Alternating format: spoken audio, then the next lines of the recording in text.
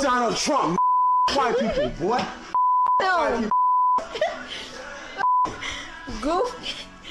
Yeah, nigga. My sister been with y'all, dude. Nigga, thinking it's slight. Oh, man. My sister said this not funny, y'all. You know, it's funny to me. Good evening.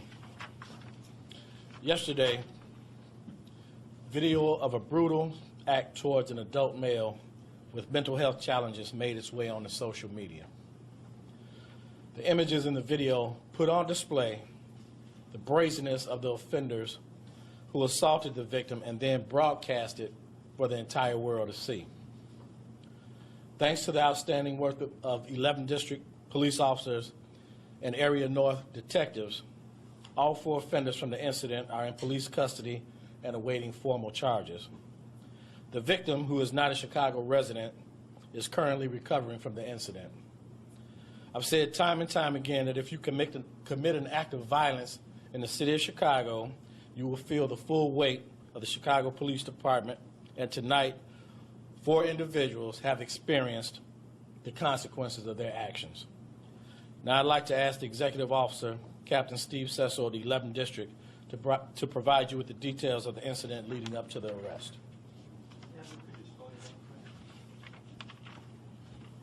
Stephen, S-T-E-V-E-N. Last name is Cecil, S-E-S-S-O. Okay. Yesterday afternoon, in the area of Homan and Lexington, some alert 11 district officers encountered an individual, and it didn't seem right, the situation. They saw clearly that this individual was in distress, and he was in crisis. And they cared enough to do something about it. This individual was taken to the hospital, and an investigation was conducted. At the same time, there were some individuals from another incident that were taken into custody at roughly the same address. The officers, working hand in hand, were able to put together the fact that the individual they encountered in distress was missing from one of our suburbs and considered an endangered missing. The address they found this individual at coincides with the address of the arrest of several individuals. So during the course of talking to this individual who was in distress, they were able to determine the location was most likely one and the same, that the individuals that were currently detained were responsible in some way, shape, or form for injury and or maltreatment to this victim. So now I'll turn this over to Commander Duffin of the Area North Detective Division for further information. Thanks,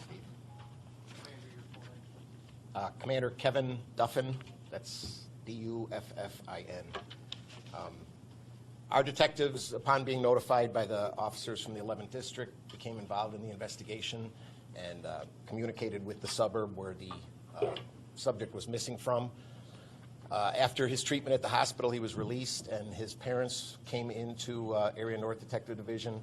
All 4 offenders, 2 female adults, 2 male adults, 3 of which are Chicago residents. 1 is from Carpentersville, have given videotape statements, and currently the Cook County State's Attorney's Office is at Area North interviewing the victim and his family, and we anticipate charges in the next 24 hours. And do you know how the individual got to be down here in Chicago?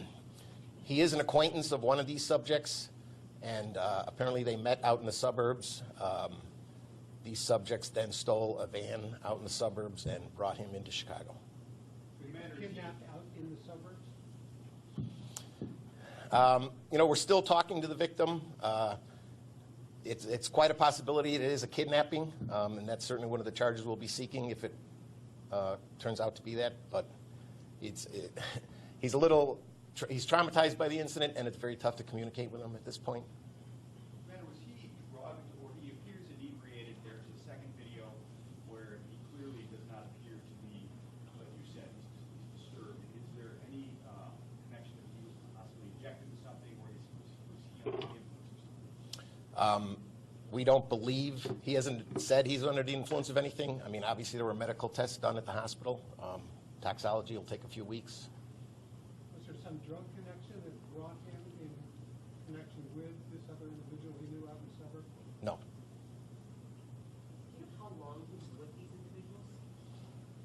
It appears at least 24 hours. We're thinking as long as maybe 48 hours.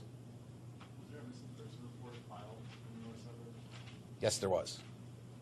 Superintendent, do you think that this rises to the level of a hate crime? We're still investigating it, and if we, if the facts guide us to that in that direction, then we'll certainly charge them appropriately. Superintendent, can you talk about the uniqueness of this case? Broadcast on Facebook Live, your officers were able to put these pieces together. And did your cyber team work on this?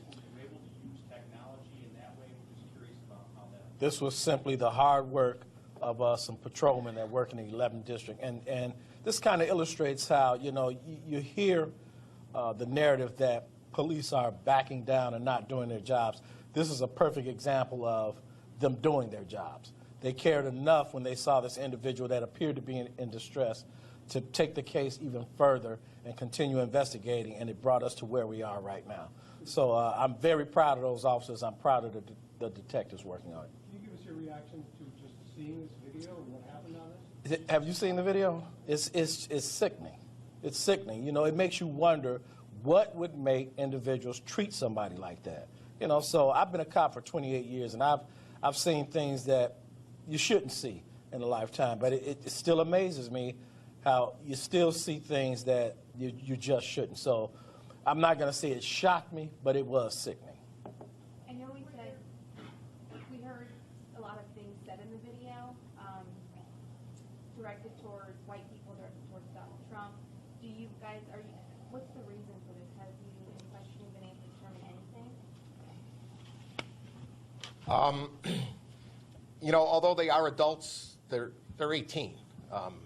Kids make stupid decisions. I shouldn't call them kids. They're legally adults, but they're young adults, and they make stupid decisions. That certainly will be part of whether or not a hate crime is, if we seek a hate crime, to determine whether or not this is sincere or just stupid ranting and raving. Did you figure out a motive for this at all? We have not, no. You said you knew one of them. How? They attended a school together in the suburbs. Were you know other people involved that you know of, other adults? No, these 4 subjects at this time are all we're looking at. Doesn't seem to be that anybody else was involved, though. One of the subjects, the one broadcast, the young lady who broadcast, you can't tell me, is the person who broadcast live? Yes. How extensive were the victim's injuries? I mean, were there broken bones? Was there internal trauma? Can you discuss how extensive that was and how much it cost? I don't want to get into his medical condition. He was traumatized fairly good. Like I said, it took most of the night for him to calm down enough to be able to talk to us. You said somebody went out to get him. Was he aware of that? Did he go with them voluntarily, or did they take him? It appears he initially went voluntarily with the one subject he knew, and I don't know how the other 3 got involved. Like I said, we're still investigating. Did they just release him? Again, we're still investigating. It sounds like they eventually just took his, unbound him and let him go, yeah. Superintendent, there was another video that surfaced shortly after the election where Donald Trump's name was invoked and a white person was beaten on camera. Have there been more instances beyond those? What do you say is Not that I'm aware of as far as any additional incidents, but I think that, like the commander said, I think some of it is just stupidity. People just ranting about something that they think might make a headline.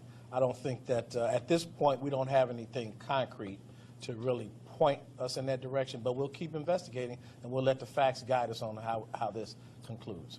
Okay? Can you guys let us know what some of these from? About the violence in Chicago, continues is connected to the fact that he continues to mention Chicago in speeches and in tweets. I really can't say what's in the mind of 4 individuals that would do something as sickening as this. Who knows? Who knows? I know that he has mentioned Chicago, but I can't connect that with what these folks did. If you looked at that video, they were just stupidity. Those 4 individuals then, what do they lead you to believe this was No.